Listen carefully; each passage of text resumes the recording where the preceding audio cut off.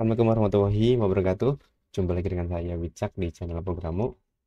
Oke, ini video yang keempat ya. Setelah saya bingung ingin bahas apa, jadi saya nemu ide untuk membahas tentang analisis deskriptif kayak gitu ya. Jadi di video kali ini yang kita bahas itu tentang analisis deskriptif. Oke, semoga dalam video ini teman-teman bisa memahami dengan baik ya. Semoga ilmunya bermanfaat dan belajarnya tetap semangat. Ini masih belum ngoding kok ya, aman. Oke, analisis deskriptif ya. Yang akan kita bahas ini ada poin-poinnya ada tipe data, tendensi pemusatan, tendensi penyebaran, dan outliers ya. Nah, kenapa sih kita itu perlu mengenal tipe data gitu? Perlu nggak sih di dalam statistik, di dalam data science kayak gitu? Nah, tipe data itu akan membantu kita biar lebih efisien, biar lebih efektif juga ya dalam 4 poin ini ya, yaitu penyimpanan, transformasi, analisis, dan visualisasi ya, biar lebih efektif. Jadi kenapa sih keempat hal ini itu bergantung sorry, maksud saya itu keempat ini, keempat poin ini itu sangat bergantung dengan tipe data yang dimiliki. Yang misalkan untuk penyimpanan nih, penyimpanan kita mau nyimpan di database di DB.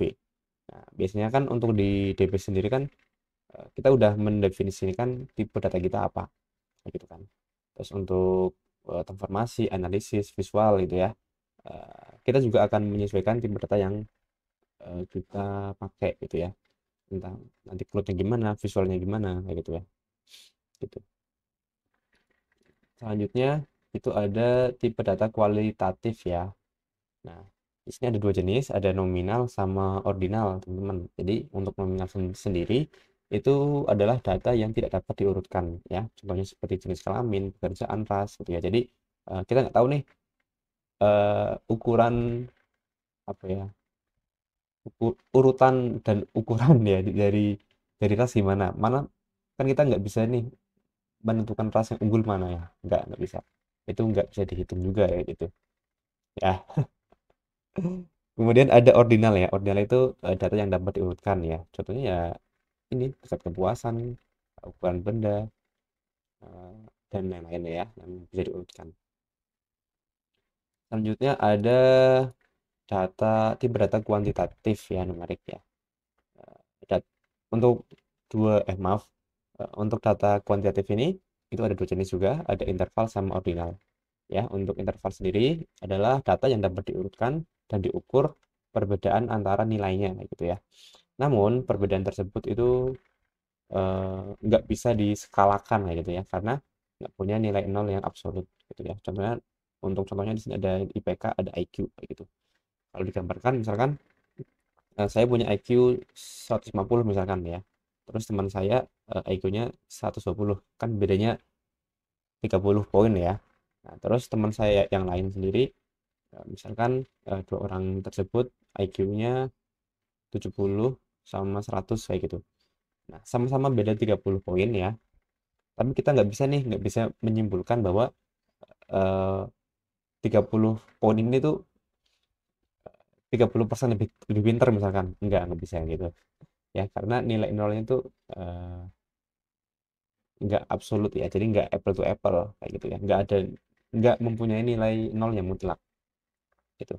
Selanjutnya ada ordinal ya. Ordinal itu data yang dapat diurutkan, diukur, dan dibandingkan nilai perbedaannya ya, ya. Contohnya di sini ada BB ya, berat badan, ada TB juga, tinggi badan ya gitu. Kalau misalkan ukuran saya 2 meter terus teman saya 1 meter, kita bisa menyebutkan bahwa saya itu 2 kali lebih tinggi dibanding teman saya. Nah itu karena punya nilai nol yang absolut.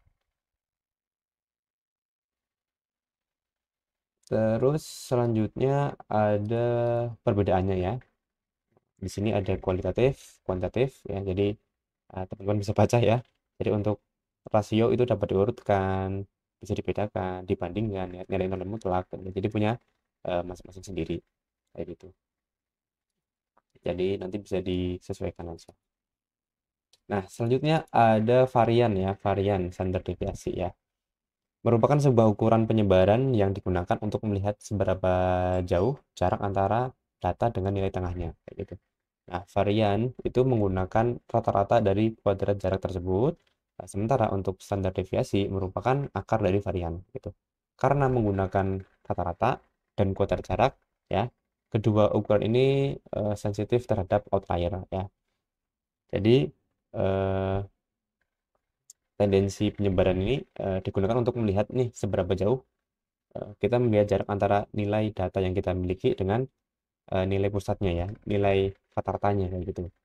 Nah, jadi untuk mengecek seberapa ragam data kita ya, apakah ada data yang eh, berbeda sendiri gitu ya, yang punya yang biasa kita sebut outlier ya, yang misalkan datanya udah bagus tapi ada satu data yang melenceng kayak gitu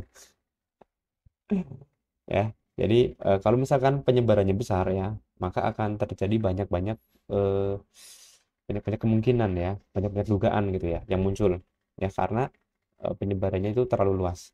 Nah, begitu juga sebaliknya kalau misalkan penyebarannya kecil ya, pendugaannya itu jadi nggak terlalu banyak gitu ya.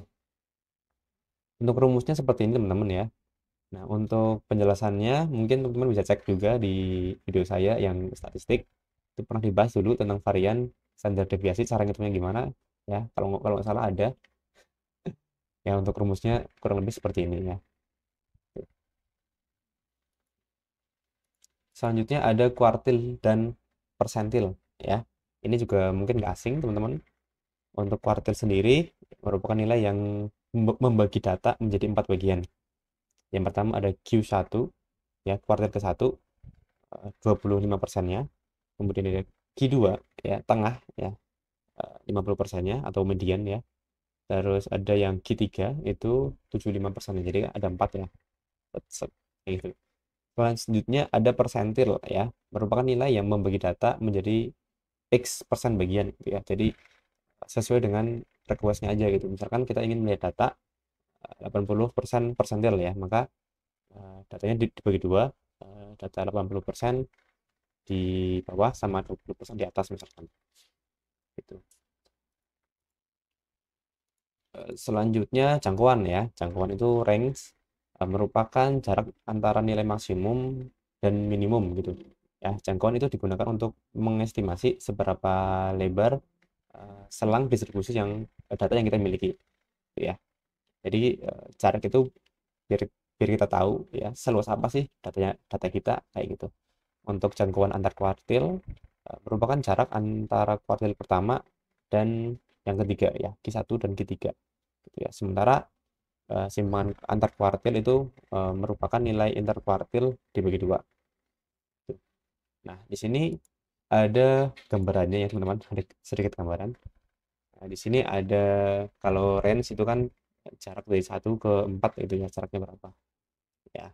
Terus ada interquartile range ya, Q3 dikurangi Q1 ya, terus ada Q1 Q3 terus nilai tengah ya.